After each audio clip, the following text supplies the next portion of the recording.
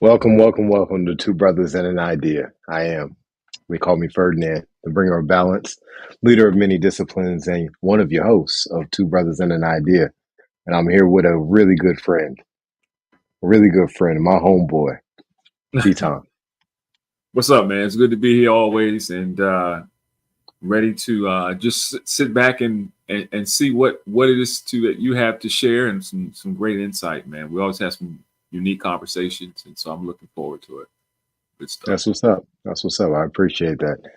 So today we're at episode 22 of Two Brothers and an Idea, Uh-huh. and we're going to be touching on the 7 year tribulation period that many of us have learned about in our years in the church, but not too many people have actually lived through anything like this or anything similar to it. This will be new.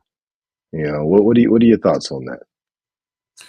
Well, I have a lot of thoughts, a lot of things that I have learned. I had to unlearn, and then I had to learn again.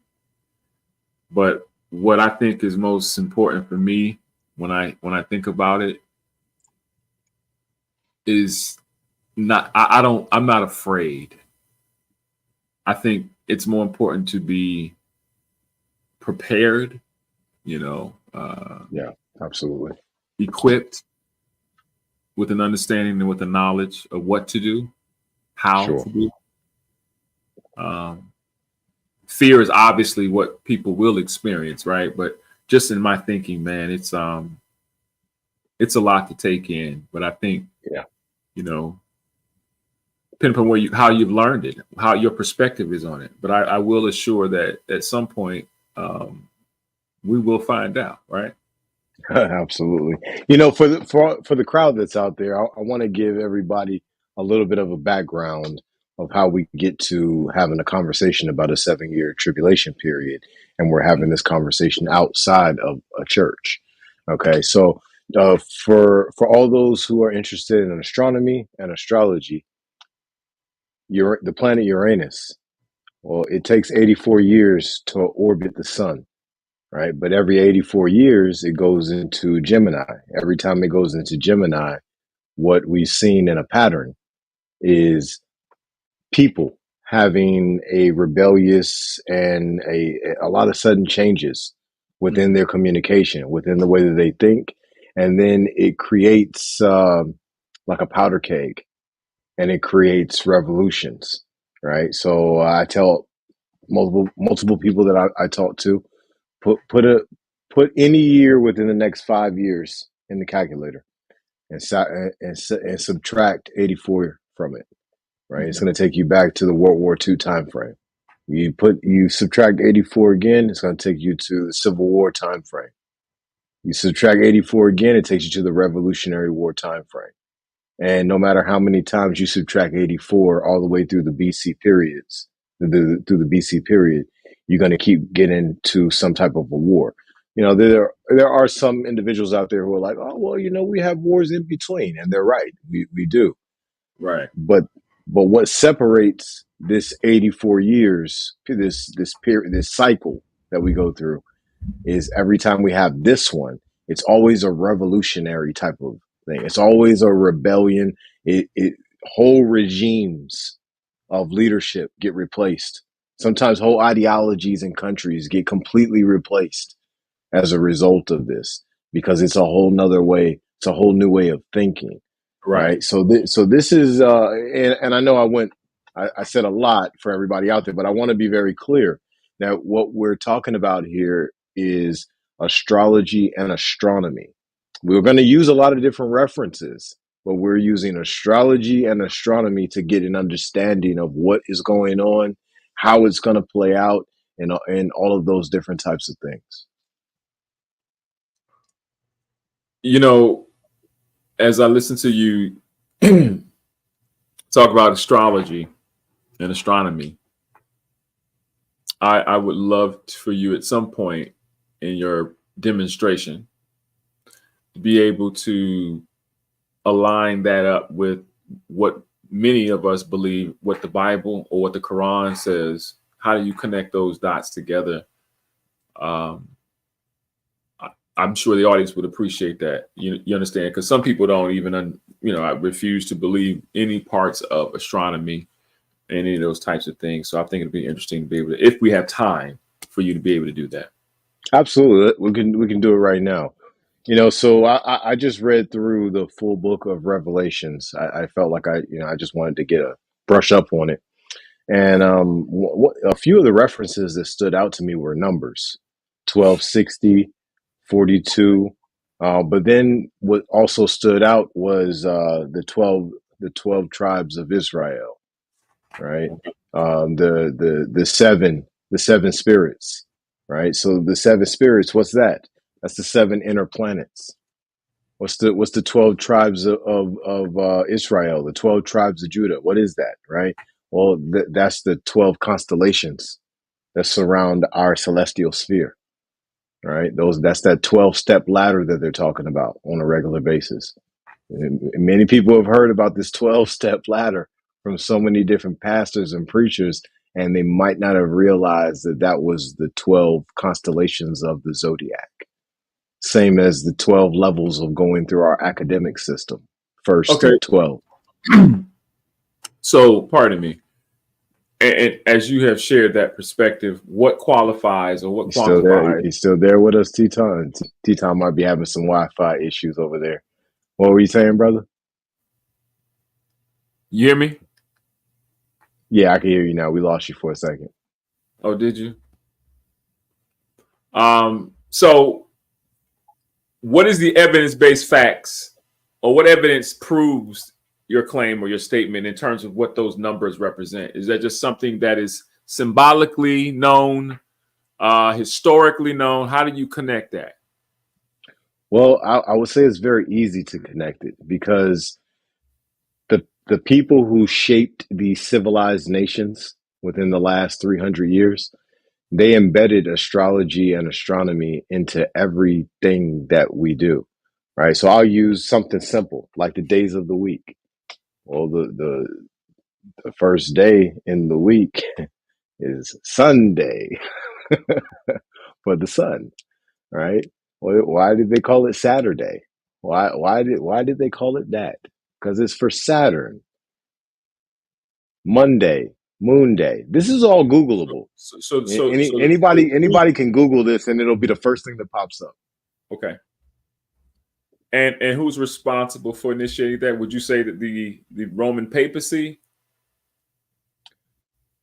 That is honestly a great choice of an answer to that question. It's honestly hard for me to say the exact person who set this in motion, but I would say that if we really want to look at a group of people who set it in motion, we probably need to go to 325 A.D. to the first Council of Nicaea. Yeah, and that can give us the clues that we need to move forward to find that exact person or exact group of people who set these things in motion. But the reality that we've got to face is this: like if you want to watch some movies about billionaires and how they look at time, we should go and watch Tomb Raider with Laura Croft, I right? remember that. Yeah, the ones with Angelina Jolie, right? Yeah. Well, I don't remember too many times in that movie where they were talking about what time it was, or when time was about to run out and they were doing this.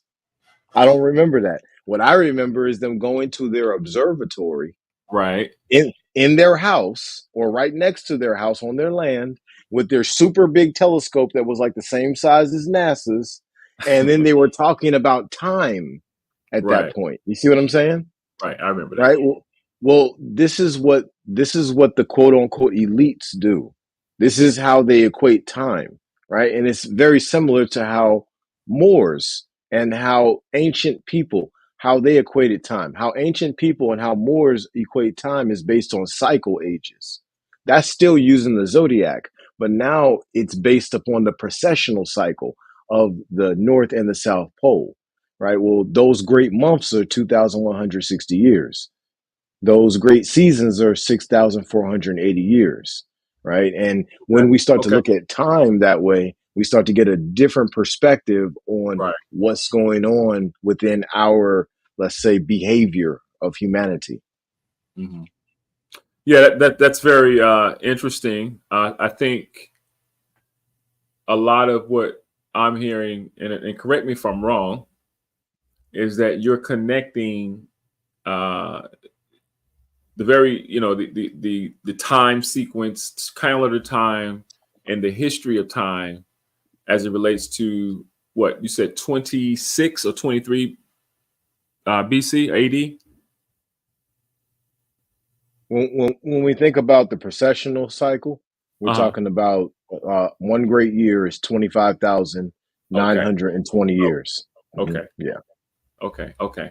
Okay. So now connecting all this together. Um, how did these? What time are we in now, as it relates to our topic right now? So that's a great question. Right now, we are at the beginning of a matriarchal year. Okay, so many people will say, "Oh yeah, we just came to the end of the Piscean age." Correct, we did. Right. Well, with the precessional cycle, it spins clockwise through the constellations. Right. So this is the reason why we're in the age of Aquarius and not in the age of Aries. Right. Because when we go through the cycle in, let's say, an equatorial type of way, then after Pisces always comes Aries. After Aries comes Taurus, right? But it spins the Right. opposite way for the precession. So we're in a 2,160 year period of Aquarius right now, and we just came out of a 2,160 year period of Pisces. And the person whose life marked the Piscean age was Yeshua. Many people who operate in the Western side of culture call him Jesus. Mhm. Mhm. Well, I'm very grateful that you were able to break that down for the people down in the hall. Appreciate that, sir. You're more than welcome. I do think that people need to understand what's going on right now. When we're talking about a 7 year tribulation period, this is spiritual.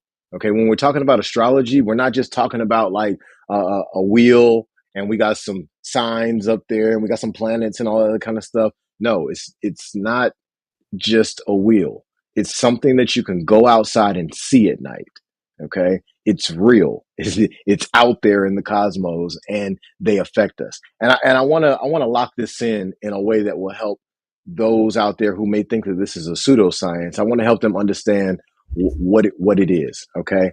Um, when you look at the sun and how what it does to you when you stand outside, like if you just outside, it's a sunny day, you ain't got much clothes on, shirt, t-shirt, some shorts, or you're feeling warm, you're feeling the warmth of the sun hitting your body. The rays is just it's just giving you a whole bunch of energy, right? It's just boosting you, it's elevating you, right? This is what the sun is doing. Okay, the sun's rays. Now check this out. Now let's go from the sun and the sun's rays direct to the earth, hitting you, and let's take those rays and let's make them hit the moon first. Okay, stick with me. All right, stay with me now. I'm taking you somewhere. All right, and we're gonna make those rays hit the moon first. All right, now when the moon is illuminated at its highest clip, we call that a full moon. Okay, when that happens, and during the process of it happening, it raises the tide. It has a strong magnetic pull on water, so strong that it creates a bulge in the middle of the ocean. Everything I'm talking about, this is real science. You can Google it. I am not making up anything. This is real. Okay, this is what the moon does. This is part of the reason why a lot of women's menstrual cycles is in connection with the moon, moving in the same moon cycles because of the moon's ability to have that magnetic pull on water. But the moon don't know where the water is, right? But let's also keep in mind that part of the reason why it becomes a little bit stronger, a little bit more effective of pulling that water, that happens as the moon is illuminated and as that light that hits the moon Mhm. bounces onto the earth. Okay, it's like a reflection. But once those rays hit the moon, well, it does something because by the time that light, those rays hit the earth, now that magnetic pull is happening between that light and between the water. Now what I want everybody out there to just try to fathom is if you know that this happens with the moon, Well, what happens when it hits Mercury? What happens when it hits Saturn? What happens when it hits Venus? What happens when it hits these other planets? And the light hits these locations in the celestial sphere, and then it bounces off and hits us. And then on top of that, I want y'all to also think about how different the energy may be pending where those planets are when that light is bouncing off of them, because different parts of the celestial sphere have different types of energies in them, and each of these planets that I'm talking about have different types of energy. So when you think about astrology, think about it from that perspective, and then also from this one. The solar system is a larger version of you. Okay, it's a larger version of the atom, right? We're talking about atomic theory right now. Okay, nucleus, protons, neutrons, electrons, right? Mm. The solar system looks almost exactly the same way, right? Well, what is that? Those are larger versions of the same elements. So when we talk about astrology, we're talking about the inner man, the inner woman. We're talking about how you actually operate from the spiritual, mental, and physical levels. And this is for the people down the hall. You show some pictures or something, man. Oh yeah. Some pictures will Some be good. visuals. Yeah, yeah. I'll pull some up in a second. Now, but this is something that people really need to understand. There are real things happening out here that you just are not able to see. What's happening in these situations is outside of the visual light spectrum, of outside of what the human is able to see. But it does not mean that these things are not affecting us, right? A bunch of y'all out there, y'all love music. Ask yourself, why every single year, for as long as you can remember, do the best artists fight over certain release dates? Why would they do that?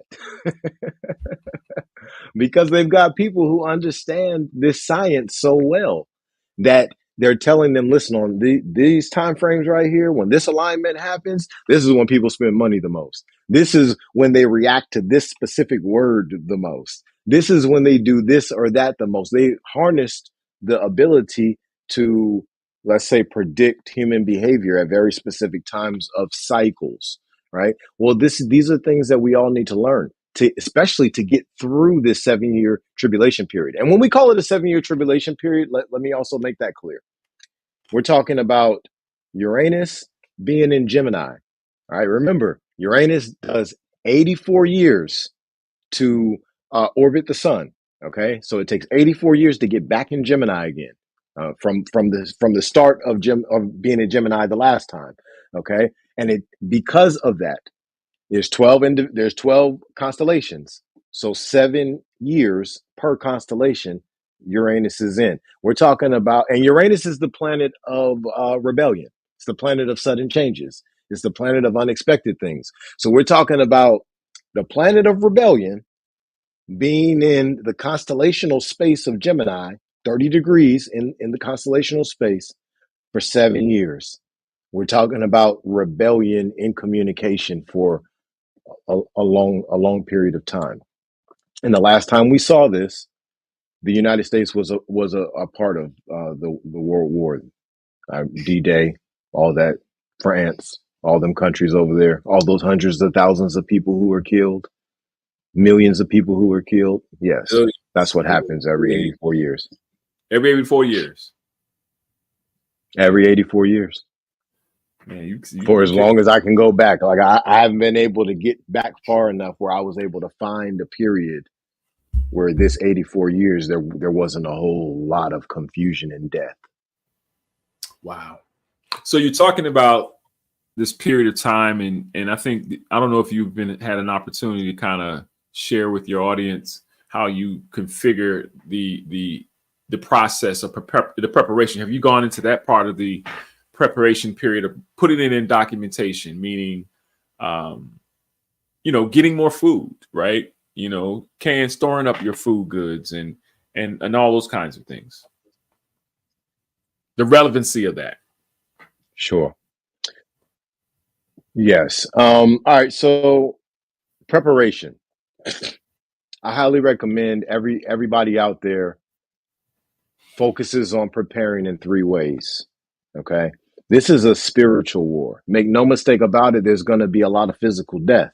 But that physical death is going to come from those who have manifested the same already at the spiritual level. If you've already manifested spiritual and mental death, I feel sorry for you in the years to come. And I'm so sorry. I say that with the most empathy and compassion possible. But the spiritual individuals, those who are alive spiritually, those who are actually literate, spiritually literate, they have a chance. Not too many other people do.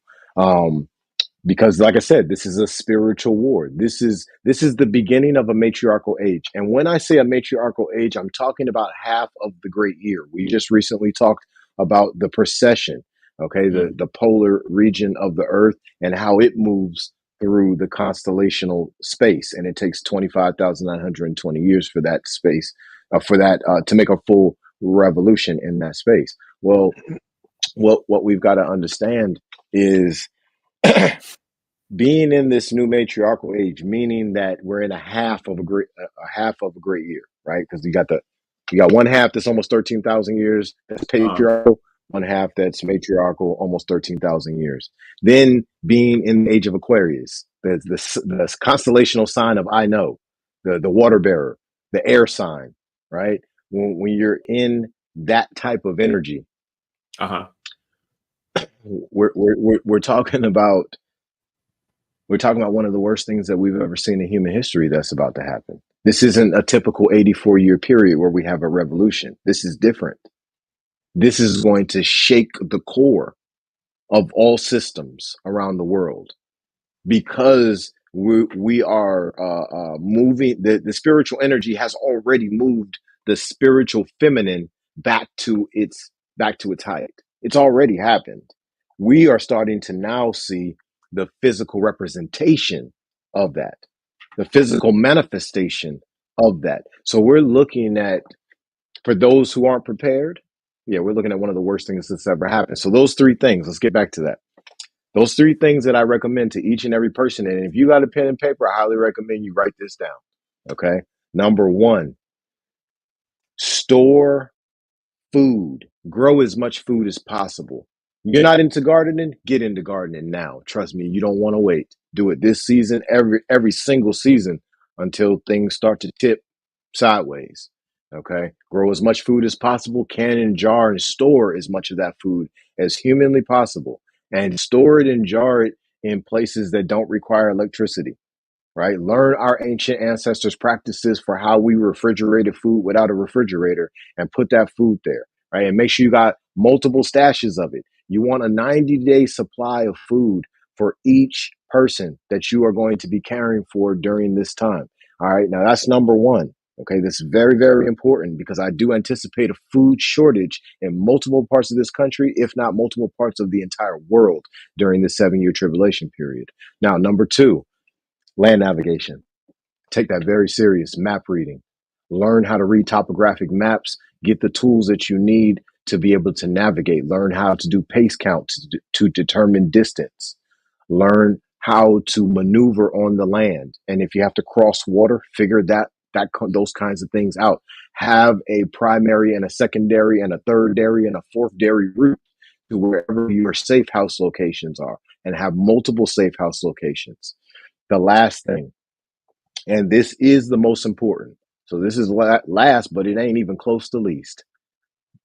Get in your Bible and go to Ephesians 6. Like I told y'all before, this is a spiritual war. This is not about yelling Allah or yelling Jesus, hallelujahs and amens. It ain't about none of that. This is about how you live. This is about spiritual principles and ethics that you are maintaining at the spiritual, mental, and physical level of every single step you take through this journey. And those principles in Ephesians 6, it talks about the armor of God. Now, if you're in your Tinsdale Bible, it's going to talk about your helmet of health. But if you go to your NIV or maybe your King James, it might say your helmet of salvation. You need to put on your breastplate of righteousness. You need to pick up your shield of faith. You need to tighten up that belt of truth. Hold that girdle up. You need to go ahead and make sure you got your sword of spirit, and you need to put on them shoes of peace. This is very, very important. I'm telling y'all right now, those people who want to survive this 7-year tribulation period, the ones that's going to achieve it are going to be the ones who live by principles. I'm talking about maturity, accountability, responsibility, humility, and sacrifice on a regular basis. And I'm telling you right now, you activate those five, Mm-hmm. and you will automatically be putting on the armor of God. Because if you activate those five principles, you're automatically doing all the other things. You automatically got your shield of faith up. You automatically got your helmet of health or salvation. You automatically got your breastplate of righteousness. You automatically got on your belt of truth and your shoes of peace, and your sword of spirit is knocking stuff down, right? But that is what's going to be required to live through the next 7 years. Now, there may be some people, I want to say this. There may be some people who live through this without activating those principles, without living by those principles. But I guarantee you, after it's over, once the smoke has cleared, they're going to look like they've been in a war. They're going to be operating like they've been in a war. They're going to look bad, and they're going to probably feel bad too. But the ones who put on that armor of God, oh, not only are they going to survive, but once the smoke clears, they are going to rule this entire planet. I got a question for you, sir. Absolutely. So, what do you say, and how do you respond? Let me just say this: I appreciate the wealth of knowledge and insight that you're able to provide from your perspective and what the things that you've learned and have experienced. But there are many people that will have questions. Many people that will have many concerns, right? So, how do you respond, or how do you levy your knowledge and expertise when it comes to your message for those individuals that will say, "Hey, this guy is weirdo. You know, he's Heaven's Gate 2.0. Get your Nikes and wear your purple veil, and you know what I'm saying. Bring all your food to the storehouse. He's a quacko." Well, what I would say to them is study your history. Study your Bible, study your Quran, study your teachings, your Analects of Confucius, study your teachings of Buddhism, because if you actually really put the effort in and study those doctrines, what you see is astrological references all through them, right? And then when it comes down to the things that I'm saying about Uranus and where it is in our celestial sphere, being able to locate it and know where it will be in the near future, I'm using books like this. Anybody out there is welcome to go and buy one. This is an ephemeris for anybody who doesn't understand, and it tells me the exact Okay. locations of all the planets in the celestial sphere from January 1st, 2000 until the year 2100, every single day of those 100 years. So how I know that Uranus will be in Gemini July 8th, 2025 is because it's right here in this book. I can tell you the exact page. I'll put it up so that you guys can see it for yourself. There it is, right there. It might be hard for y'all. It might be hard for y'all to see. Matter of fact, I'm gonna put me on the full screen, and that way they can see it a little easier. There you go, right there, July 8th, 2025. Uranus will be entering Gemini, and just for everybody who doesn't understand the symbols, Uranus is this one right here. Okay. And as you can see, July 8th is right there. And then if you scroll across, you'll see that 0 Gemini, July 8th, we've got Uranus in Gemini. And there's a lot of people out there who might sit back and say, "Oh yeah, this guy, he's a little weird. I don't know if I should believe what he's saying." None of y'all gotta believe anything I'm saying. Just go to Google and real talk. Everybody who's listening right now, Yeah. do it now, do it after we finish. Go to Google and type in Uranus in Gemini and hit enter. And then hit me up. Send me a Well, message. I guess Tell me how many tens of thousands of different posts that are out there about how this energy hits our earth every single time that it comes around every 84 years. I guess for the skeptic or for those that are on the fence, like me, I mean, what are we talking about, bro? Like, um, who pays attention? We're talking Yeah, about a spiritual war. right. But I'm just saying, when you're looking at the skepticism and the belief systems that they either going to intersect or they're not going to connect at all. Well, And let me tell you so what the one of question my I want to homeboys told me. ask, the question I'm trying to ask is how do you articulate those two ideas? And it's not a matter of, like you said, whether someone believes or not, right? But to be able to slowly get people to see in a way that they can consume it. You know what I'm saying? What I would say is this. I had a homeboy that I went out to lunch with. We went to Hair of the Dog Hair, or whatever it is in Virginia Beach. Nice restaurant, right? Uh-huh. And we had a meal. We sat down and we were talking, and I was telling him what my plans was for helping uplift fallen humanity. Mhm. And he said, "Listen, man, you got to understand something. Most of these mofo's is already lost." And that was a really hard thing for me to hear from a Moor who had the truth. But the reality of what he said manifest. I got to see it for myself as I walked this journey of what I do, with helping Mhm. people with holistic health, consultations and leadership and these different areas.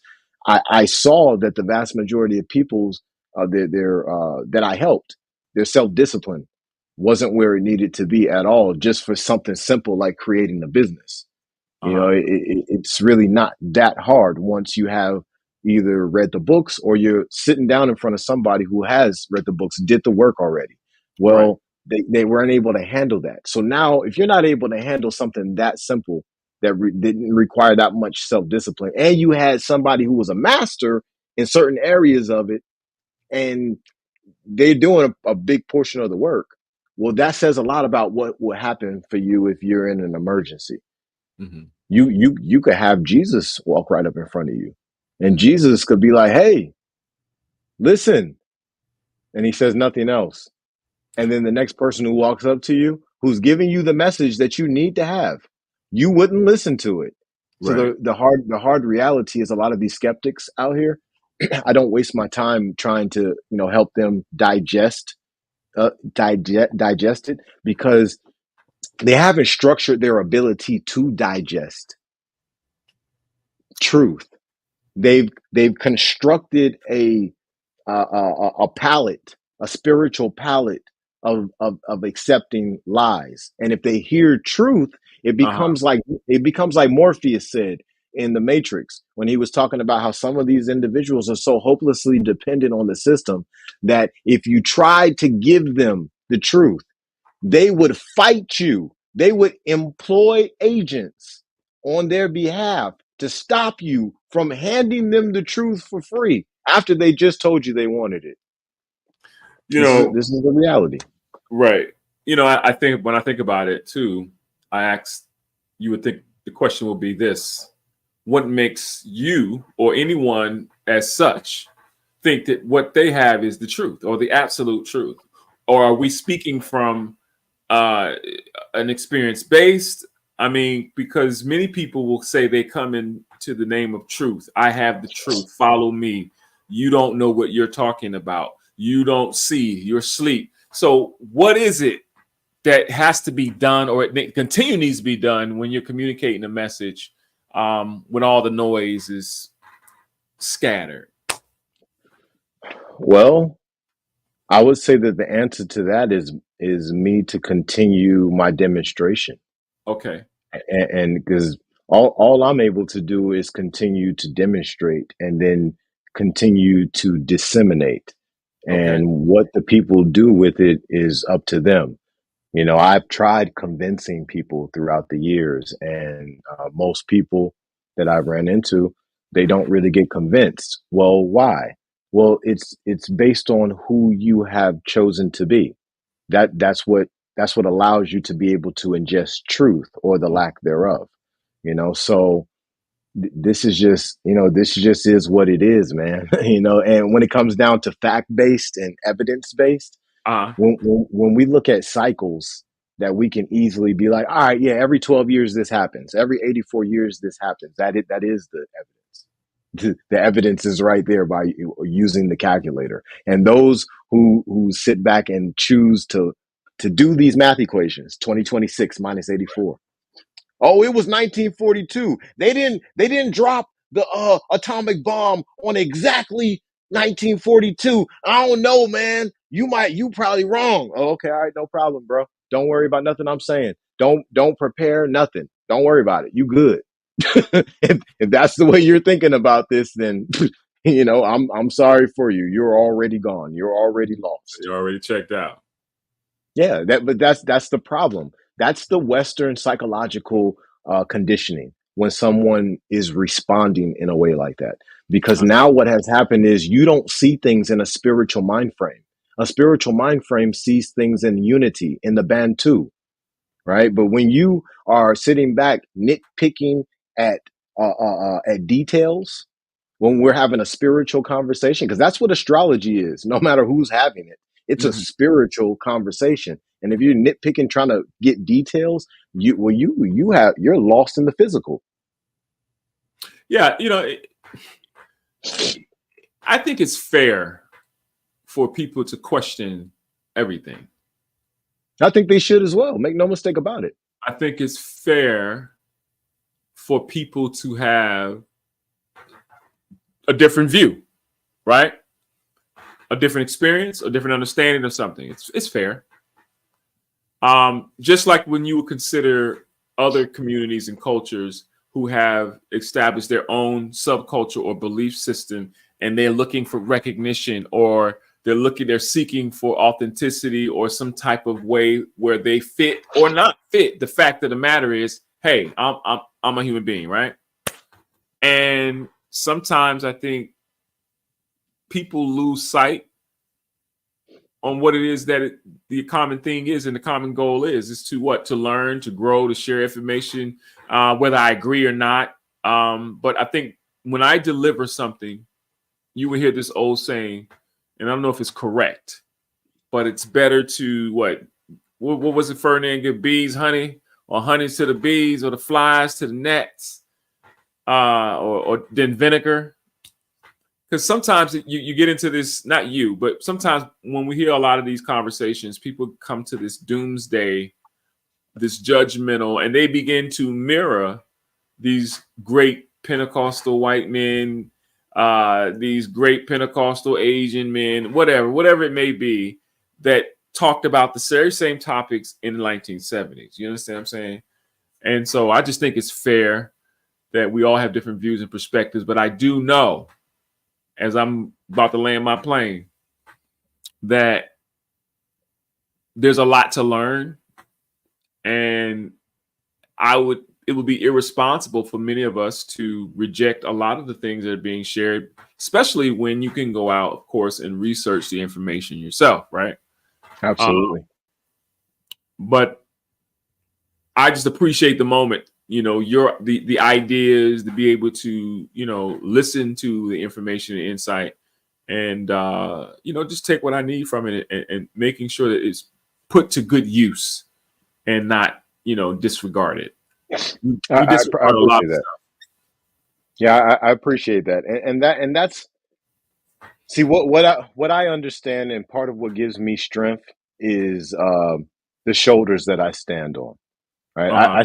I stand on the shoulders of giants. I manifest the same energies as a man. And I ain't talking about the word you use at the end of your prayer. I'm talking about the person that word represents, who actually lived and Yeah, who actually more than likely ruled a large part of I this hear world. you. Go But I ahead. stand on the shoulders of Imhotep. I stand on the shoulders of Hannibal. I stand on the shoulders of my ancient ancestors of so many lands. And in that space, I pull from them. I pull knowledge from them. And I'm able to give truth as a result of being led to it. Well, why? Because I'm living truth. I'm eating truth on a regular basis. I'm breathing truth on a regular basis.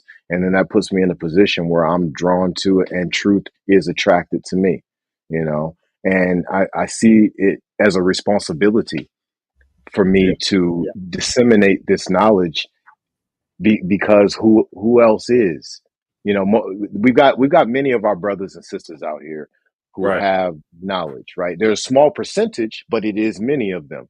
Well, a bunch of them aren't disseminating it. Well, why?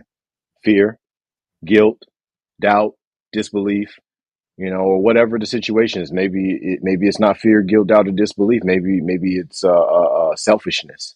Maybe it's a jealousy. Maybe it's a number of other reasons why.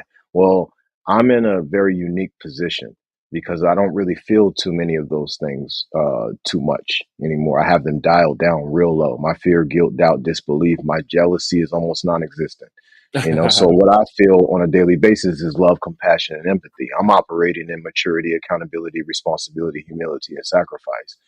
So I see life differently, and I feel like being in that space Hmm. makes the way I think very rare. So now that gives me great power. Well, with that, just like Uncle Ben said, comes great responsibility. Right. And I believe that my responsibility is to minister to people, but not in the ways of tradition. I'm not looking for offering and tithes. No, I want to give the truth to the people and allow them to create everlasting life more abundantly for themselves. Or even maybe it's not everlasting life more abundantly. Maybe it's just protection from getting shot by somebody's gun, or making sure that when there's a famine, they have food available or whatever. But I have the solutions to these problems. I have sustainable solutions. Our ancestors have imbued me with that. And like, that's why I try to give it away for free. My homeboys would hit me up. They'd be like, yo, man, why don't you do more marketing for Root Tribes? And I'd be like, listen, man, like, Root Tribes is there for those who need it. And if they need it and they ain't got no money or whatever, listen, I'm just making sure they got it. Right. And I'm not focused on earning a bunch of money. It'd be, maybe I should. Right. But I'm doing what Miles Monroe said. Miles Monroe said, give it away for free. And when he said that and he told me why, I'm sorry I'm cutting you off. I'm gonna land my plane. Give me 1 second. But when Miles Monroe said that, he also said, he said, listen, I gave it away for free. And Hmm. I gave it away for free for 15 years. But when I finally charged a fee for it, that there, I had to go to a location where I had to charge something because it was going to cost me for the flight. So I asked Les Brown, hey man, like, I got to go talk for 90 minutes, and they asked me what to charge. And he said, listen, man, Miles Monroe said, I was going to charge him like $4,000 or $5,000. Right. Les Brown said, listen, man, I'll be ashamed of you, bro. I charge 25,000 minimum for 90 minutes of talking. And if you charge anything less than that, I'm ashamed of you. And he said that he wrote that in the letter and sent it back to the client. And he said that the check was in the mail the next day. Right. Well, I'm not going after money. I'm going after a spiritual payment. Right. Mhm. So eventually that check gonna be in the mail. And that's way better than money. Yes, That's sir. way better than silver Heard, and gold. heard that. I heard that. Was always a pleasure, man. It's always a pleasure to dive in and indulge. I think what you were able to present and share, I believe it has great value for the audiences that it serves, and for the people that really understand the most of what you were trying to get the public to see. Because a lot of times, a lot of things are overlooked. Um, I like the idea that you took an understanding from Scripture and you mirrored it to uh, the examples that were laid out and requested in our previous conversation. So, hey, man, keep doing what you're doing, sir. I am encouraged to know that what we do, um, and even for myself, what we do and what we grow and how we grow into this life that we consider communication. Just making sure that the message is clear, making sure that the audience that we're touching is intentional, and there's no sleight of hand. And so that, my sir, good friend, I do appreciate. I appreciate that, brother. You know, I want to I want to read from Revelations to everybody for a second, if y'all don't mind. I'm in Revelations 2. I'm in the NIV Bible, and I'm in Revelations 2, verse 24. I'm gonna read 24 through 29. All right. Now I say to the rest of you in Thyatira, to you who do not hold to her teaching and have not learned Satan's so called deep secrets, I will not impose any other burden on you except to hold on to what you have until I come. To the one who is victorious and does my will to the end, I will give authority over the nations. That one will rule them with an iron scepter and will dash them to pieces like pottery, just as I have received authority from my Father. I will also give that one the morning star. Whoever has ears, let him hear what the Spirit says to the churches. There is a powerful message in Revelations. Understand that the version of the Bible that I'm reading from is a watered down version. But understand that for the Bible to have any kind of power, to have any kind of saving power, there would have to be sprinkled in real truth, right? And it will more than likely be in a ciphered code within the Bible. Well, that's that astrological information that I'm talking about. But I highly recommend y'all touch this, because you want to have an understanding about what's going on, this 7 year tribulation, from multiple different perspectives. This is not about having it just from the Bible or just from the Quran or just from grandma or just from uncle or auntie or from Ferdinand and Tetaun. This is about having multiple different references so you can have a full circle picture of Mm-hmm. what's really going on. You want to have the whole story. You don't want just one little slice. You got 15%. Oh, now what you got is an illusion and you're screwed, right? So take some time to do some studies. Focus on those three things that I was telling you. Grow food, can and jar it, put it away in your safe house locations. If you don't have a safe house location, you need to create one now. This is not a joke. This is serious. You are literally in a state of emergency right now. You're not in a state of emergency in 2 years. You're in a state of emergency right now. Okay. So the second thing, land navigation. Get those topographic maps. Listen, parents, every parent out there, hear me, okay? Listen to what I'm saying right now. No parent in the world wants to ever think about the possibility that they could be separated from their child. But the reality of war is that those types of things happen. Well, how do you put your child in a position where they could find you if for whatever reason y'all are separated? Land navigation, being able to read maps, making sure that child has a go bag that has the proper maps that they need. They know how to read them. They know how to do pace count. They know how to shoot an azimuth with their compass. They know how to use that protractor. They know how to do all of. They know how to shoot a grid azimuth. They know how to convert it to a magnetic azimuth. And in that pace count, they're able to determine distance. Well, now what you have done is, if you're ever separated from your child in a time of war, you giving your child an actual chance. Because without the land navigation, it's almost impossible that your child is going to find you. If you're at that safe house location and it's 50 to 100 miles away, it's almost impossible that your child's going to find you. But if they know land navigation, it might take them months. As long as they living, they gonna find mommy. They gonna find daddy. And they gonna use what mommy and daddy role played with them over and over and over again. So it was drilled in. So that's number two. Remember, grow food, can and jar it, put it away.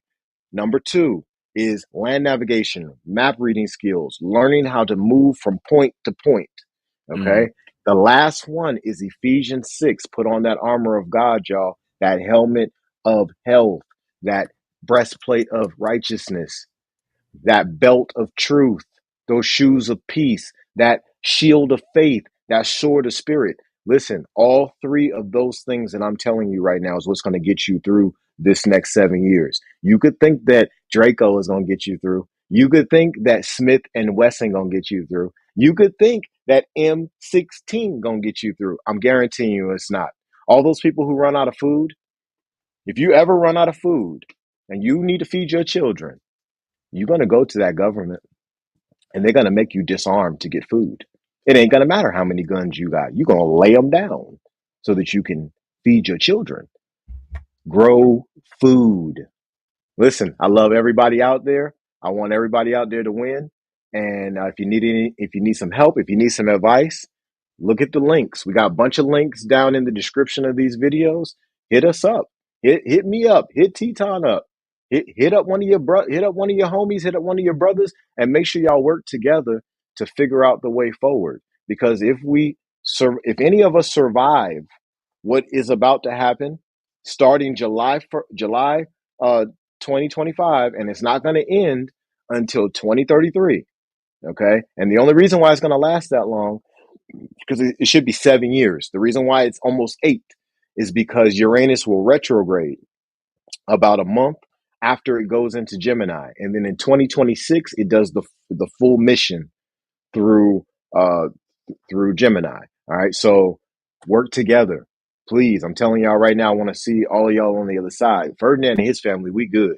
Listen, the Most High already done put the whole covering over us, right? They already put us in the bubble, made sure that bubble, you couldn't even get armor piercing rounds through it. We good over here. Matter of fact, if any of y'all want to, y'all might want to just come rub me. Come give me a hug or something. I can give you some of that. That guy. And you know why that guy showed up in the video before. All right, y'all. Hey, y'all be blessed and expose your gift. Oh man, that's funny.